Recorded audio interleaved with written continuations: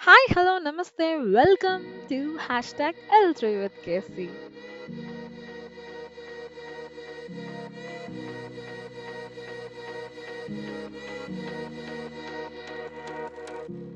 Freedom, I never had the chance to run. Leave behind the said and done. Figure out what's to come. సినిమాల ప్రభావమో social media ప్రభావమో తెలియదు కానీ ఇలా train journey video shoot చేయడం అందులో మనం main లీడ్గా feel అవడం ఎంతమంది చేసుంటారో కదా. హొస్పేట్లో ట్రైన్ దిగగానే మా హోమ్ స్టే వాళ్ళు అరేంజ్ చేసిన ఆటో ఎక్కి హోమ్ స్టేకి స్టార్ట్ అయ్యాం.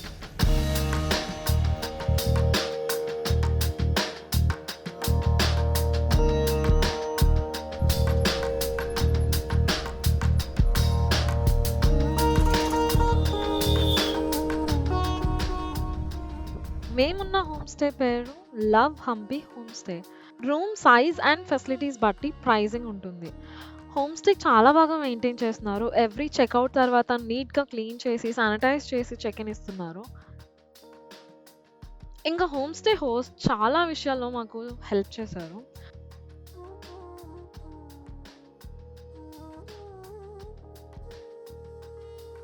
హంపి రోడ్ల మీద సైకిల్ తొక్కిన తెలుగు యూట్యూబర్స్ అని టైటిల్ పెడదాం అనుకున్నాం. బట్ తొక్కింది తక్కువ చెప్పేది ఎక్కువలా ఉంటుందని పెట్టలేదు. అదే సైకిల్ మీద విరూపాక్ష టెంపుల్ బయట నుండి అండ్ పక్కనే ఉన్న మార్కెట్ మొత్తం తిరిగాం. ఇక్కడ కావాలనుకున్న వాళ్ళు షాపింగ్ కూడా చేయొచ్చు. హంపి వైబ్ ఉన్న బట్టలు, ఆర్ట్స్, ఐడల్స్, లెదర్ బ్యాగ్స్ అన్నీ దొరుకుతున్నాయి.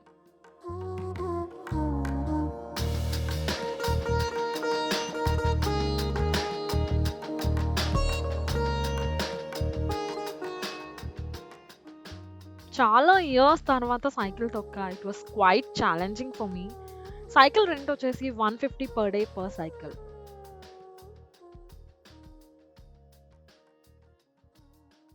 ఇది మన టోటల్ హంపి మ్యాప్. ఎక్కడెక్కడ ఏమేమి ఉన్నాయో మొత్తం లిస్ట్ చేసి ఉంది. విరూపాక్ష అండ్ విట్టల ఈ రెండు టెంపుల్స్ హంపిలో మెయిన్ అట్రాక్షన్. దాదాపు 166 అడుగుల ఎత్తు కట్టారు ఈ విరూపాక్ష గుడి గోపురాన్ని. ఈ గోపురం మొత్తం బ్రిక్ వర్క్ అండ్ బేస్ వచ్చేసి గ్రావెల్ స్టోన్‌తో చేశారు. 7వ శతాబ్దంలో ఒక చిన్న గుడిలా ఉండే ఈ గుడిని ఎక్స్‌టెండ్ చేసి మందిరంలోనే చాలా మండపాలు, కోర్ట్ యార్డ్స్, చిన్న చిన్న గుడులు యాడ్ చేసి చాలా పెద్దదిగా చేశారు.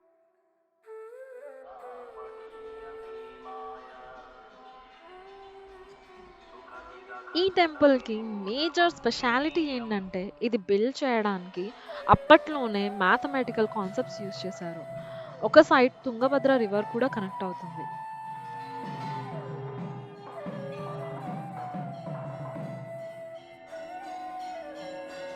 దేశ దేశాల నుండి భక్తులు ఈ గుడిలో ఉన్న శివుణ్ణి దర్శించుకోవడానికి, అప్పటి సంస్కృతి, చరిత్ర చెప్పే ఆర్కిటెక్చర్ చూడడానికి వస్తూ ఉంటారు. ఇక్కడ ఉన్నప్పుడు లక్ష్మి నుండి బ్లెస్సింగ్స్ తీసుకోవడం మాత్రం మర్చిపోవద్దు. ఈ గుడి ఎదురుగా అప్పట్లో ఉన్న మార్కెట్ రూయిన్స్ కూడా ఉన్నాయి. విరూపాక్ష లోపల నుండి ఒక 10 నిమిషాలు నడిచి నందిని దర్శించుకొని అచ్యుతరాయ టెంపుల్కి ట్రెక్ చేసి వెళ్ళొచ్చు.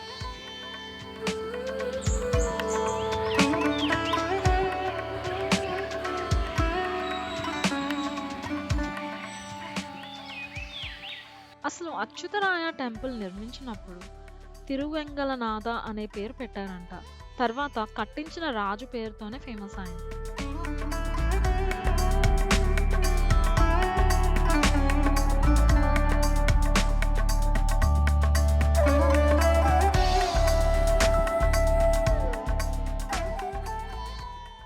ఈ గుడి లోపలికి మీరు అడుగు పెట్టగానే అప్పటి కాలంలో కోర్ట్ యార్డ్స్ వాల్స్ మీద, పిల్లర్స్ మీద ఉన్న కార్వింగ్స్ మిమ్మల్ని ఆశ్చర్యపరుస్తాయి.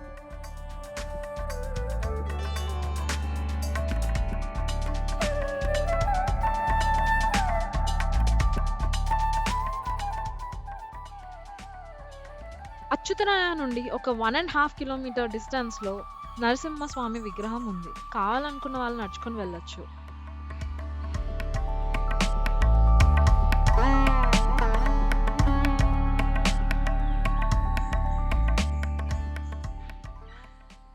ఇది హంపీలోనే అతి పెద్ద విగ్రహం అండ్ దీని ఎత్తు సుమారు 6.7 మీటర్లు. ఒరిజినల్‌గా అయితే లక్ష్మీదేవి విగ్రహం స్వామి ఒళ్ళో కూర్చున్నట్టు ఉండేది. బట్ ఇన్వేడర్స్ డ్యామేజ్ చేశారు. సో ఇప్పుడు ఆ విగ్రహం కమలాపుర మ్యూజియంలో ఉంది. పక్కనే బడవిలింగ ఒక క్లోజ్డ్ ఛాంబర్‌లో ఎప్పుడూ ఒక వాటర్ ఛానెల్‌లో ఉండేలా నిర్మించారు. అక్కడి నుండి ఒక 5 నిమిషాలు నడిస్తే శశివేకల్లు గణేశుని విగ్రహం ఉంది. ఈ గణేశుని బొజ్జ మస్టర్డ్ సీడ్ షేప్‌లో ఉండడం వల్ల దీనికి శశివేకల్లు గణేశ అని పేరు. ఈ గణేశుని విగ్రహం పక్కనే ఉన్న హిల్ హేమకుట్ట హిల్. దీని మీదకి ట్రెక్ చేస్తే మీకు హంపి సిటీ వ్యూ మొత్తం కనిపిస్తుంది.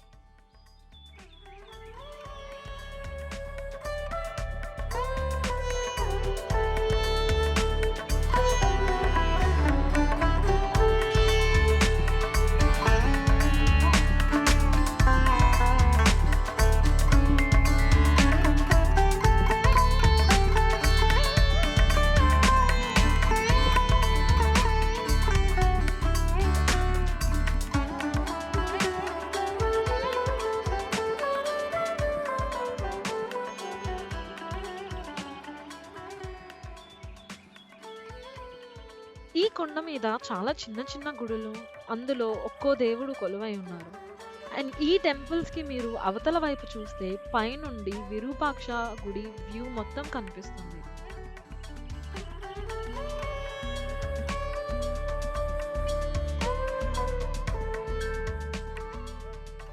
ఇక్కడ నుండి మనం కడలేకుల గణేశుని గుడికి వెళ్ళొచ్చు. ఈ గుడిలో పిల్లర్స్ మైథలాజికల్ స్ట్రక్చర్స్‌తో టిపికల్ విజయనగర స్టైల్‌లో ఉంటాయి.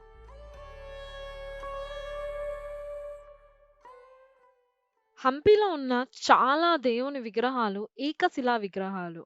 అంటే ఒకే రాయి నుండి మొత్తం విగ్రహాన్ని చెక్కారు. ఎంత టాలెంటో కదా! ఇక్కడి నుండి 5 నిమిషాల నడక దూరంలో కృష్ణ టెంపుల్ ఉంది. ఇది హంపీలో ఉన్న అన్ని టెంపుల్స్ కంటే advanced Vijayanagara style and Dravidian ఆర్కిటెక్చర్‌లో కట్టారు.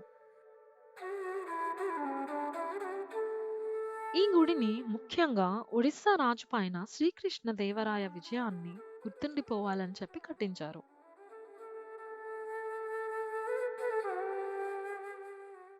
ఈ గుడి కృష్ణుడి కోసం కట్టారు. అండ్ ఇక్కడ బాలకృష్ణుని విగ్రహం ఉండేది. ఇక్కడున్న గోడల మీద పిల్లర్స్ మీద వివిధ స్కల్ప్చర్స్ ఈ గుడి చరిత్ర చెప్పేలా చెక్కారు. హంపీలో ఉన్న ప్రతి గుడి, ప్రతి స్ట్రక్చర్, ప్రతి రాయి ఒక్కో స్టోరీని మనకి కన్వే చేయడానికి ట్రై చేస్తున్నట్టుగా ఉంటుంది. ఈ గుడి బయట బజార్ కూడా ఉండేది. అప్పట్లో వజ్ర వైడూర్యాలు గుట్టలుగా పోసి అమ్మేవాళ్ళు. ఈ బజార్‌ని సోమవార్‌పేట అని కూడా అనేవారట.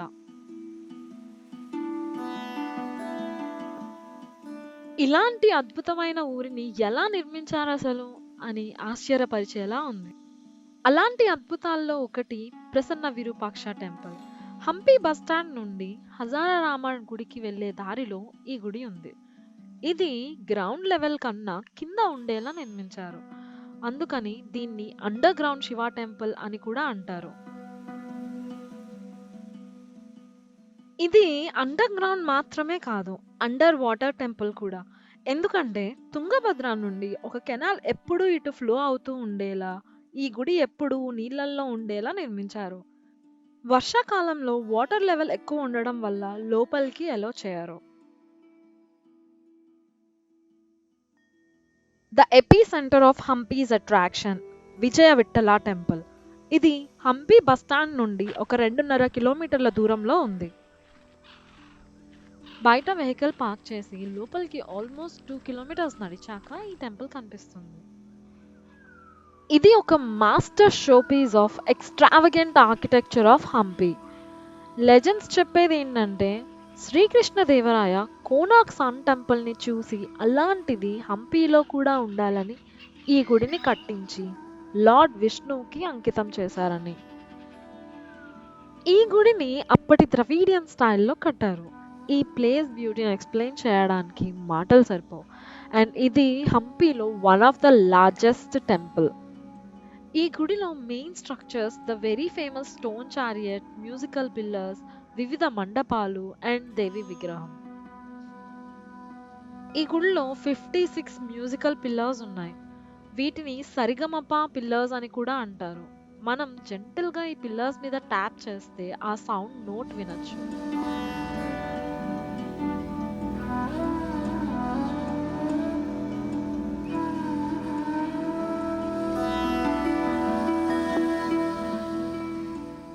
దీపాలు వెలిగించడానికి వీలు పడేలాగా కూడా దీపాలని చెక్కారు.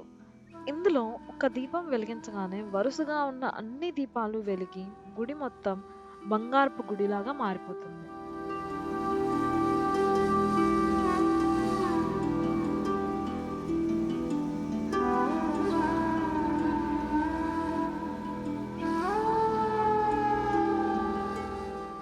విఠ్ఠల గుడికి బయట కూడా మార్కెట్ రూయిన్స్ చూడొచ్చు మనం.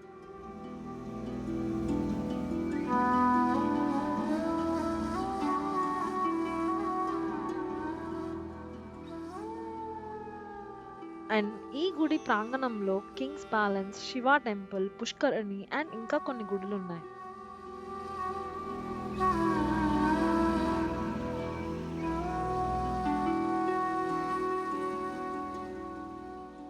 హంపీలో చాలా కోనేరులు ఉన్నాయి. ప్రతి గుడి ప్రాంగణంలో ఒకటిలాగా. ఇవి అప్పట్లో దేవుని ఊరేగింపు కోసం అండ్ పండుగలప్పుడు దేవుని పూజలు, పుష్కరిణి మధ్యలో ఉన్న మండపాలలో జనాలు అందరూ దర్శించుకునేలా చేసేవారు. విఠ్ఠల టెంపుల్ నుండి తిరిగి మళ్ళీ మనం మెయిన్ హంపీలోకి వచ్చేటప్పుడు లోటస్ మహల్ కనబడుతుంది. ఇది లోటస్ షేప్లో ఉండడం వల్ల దీన్ని లోటస్ మహల్ అని అంటారు. ఇది ముఖ్యంగా విజయనగర ఎంపైర్ టైంలో రాయల్ ఉమెన్ యూస్ చేసేవారట. ఈ లోటస్ మహల్ ప్రాంగణంలోనే ఎలిఫెంట్ స్టేబుల్ ఉంది. అండ్ ఇది మెయిన్గా రాయల్ ఎలిఫెంట్స్ షెల్టర్ కోసం కట్టారు.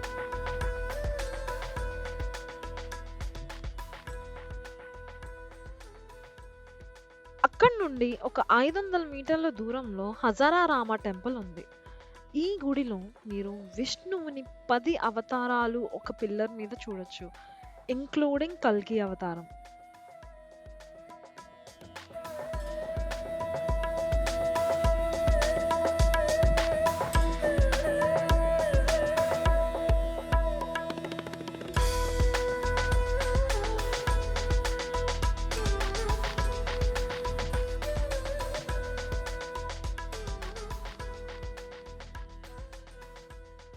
రామాయణంలోని వివిధ అంశాలని ఈ గుడి గోడల మీద, పిల్లర్స్ మీద ఉన్న స్కల్ప్చర్స్ లో చూడొచ్చు.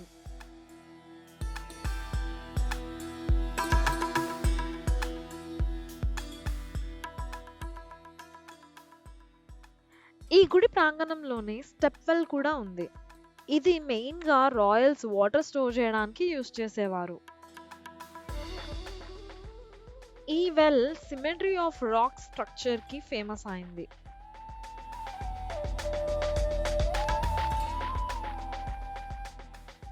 అప్పట్లోని water storage process and pipe లైన్లు చూసి ఆశ్చర్యం వేసింది.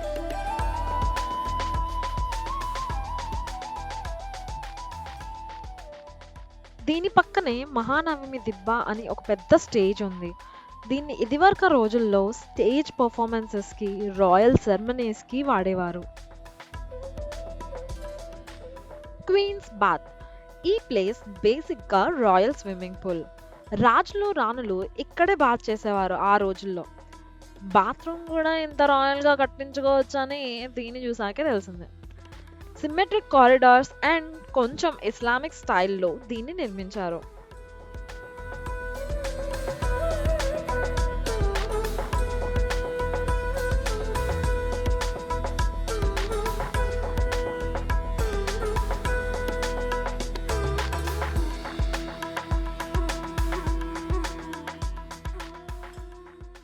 ఇక్కడ నుండి ఒక 4 కిలోమీటర్ల దూరంలో ఆంజనేయ హిల్ ఉంది.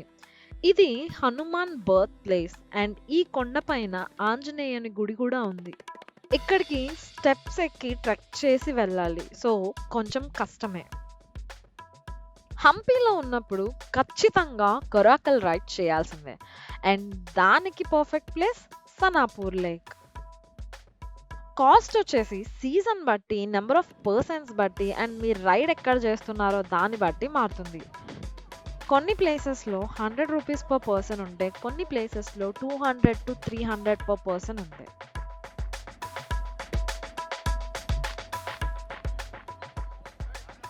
ఒకసారి తిట్ట ఎక్కాక ఆ రాక్ బౌల్డర్స్ మధ్య రైడ్‌ని చాలా బాగా ఎంజాయ్ చేస్తారు. థ్రిల్లింగ్ పార్ట్ ఏంటంటే బోట్ ఓనర్స్ లేక్ మధ్యలో స్పిన్నింగ్ చేస్తారు. అది ఎంత థ్రిల్లింగ్‌గా ఉంటుందో అంతే భయం కూడా వేస్తుంది. సనాపూర్ లేక్ నుండి రిటర్న్ అయ్యేప్పుడు బ్యూటిఫుల్ స్పాట్స్ కనిపిస్తుంటాయి. విచ్ ఆర్ వెరీ పిక్చర్స్‌క్యూ అండ్ మీరు ఫోటోలు, వీడియోలు కూడా చాలా తీసుకోవచ్చు.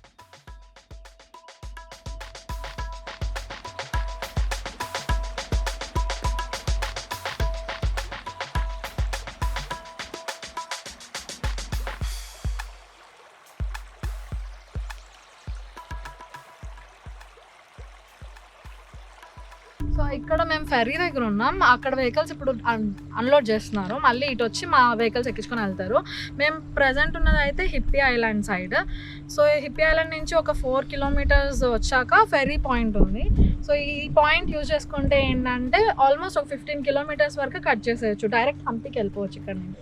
అదిగోండి ఫెర్రీ కూడా వచ్చేస్తుంది. Ferry cost per person ₹20 and per vehicle కూడా ₹20. ఏంటి ఇంత చీపా అనుకున్నాను నేనైతే.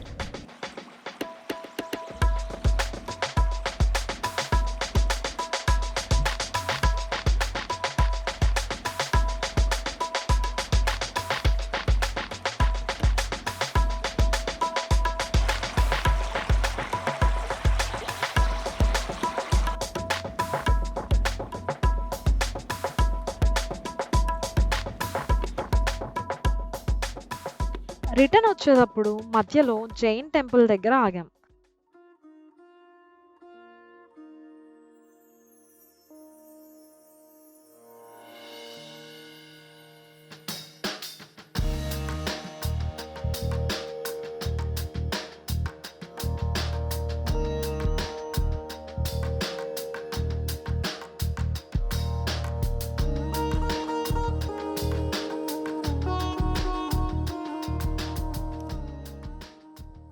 అక్కడి నుండి పక్కనే ఉన్న భీమా గేట్వేకి వెళ్ళాం.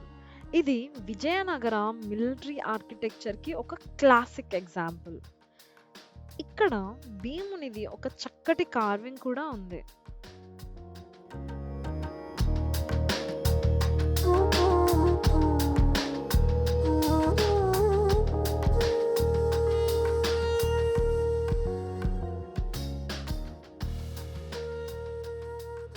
హంపి మెయిన్ రోడ్లో మీకు చంద్రశేఖర టెంపుల్ కూడా కనిపిస్తుంది. ఇది కూడా మన విజయనగర స్టైల్లో చక్కగా అందంగా కట్టారు. గోపురం మీద ఉన్న డీటెయిలింగ్ కానీ, పిల్లర్ మీద ఉన్న కార్వింగ్స్ కానీ అన్నీ అద్భుతంగా ఉన్నాయి.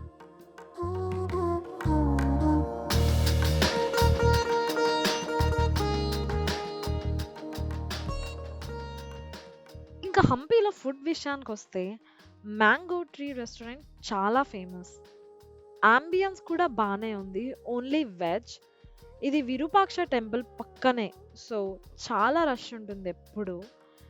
ఫుడ్ టేస్ట్ సూపర్ ఏం కాదు, కొంచెం కాస్ట్లీ కూడా అనిపించింది మాకు.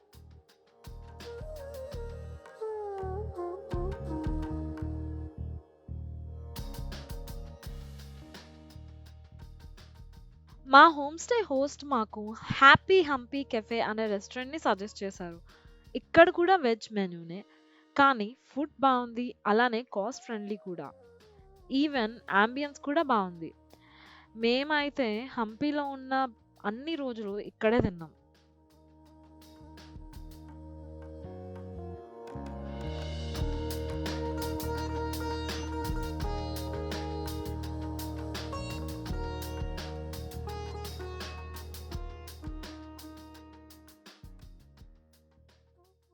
సో ఇలాంటి అందమైన ప్రాచీన కట్టడాల గురించి, వాటి హిస్టరీ గురించి మీకు తెలిస్తే, ఇంకా మాకు ఏమైనా సజెషన్స్ ఉంటే let us know in the comments.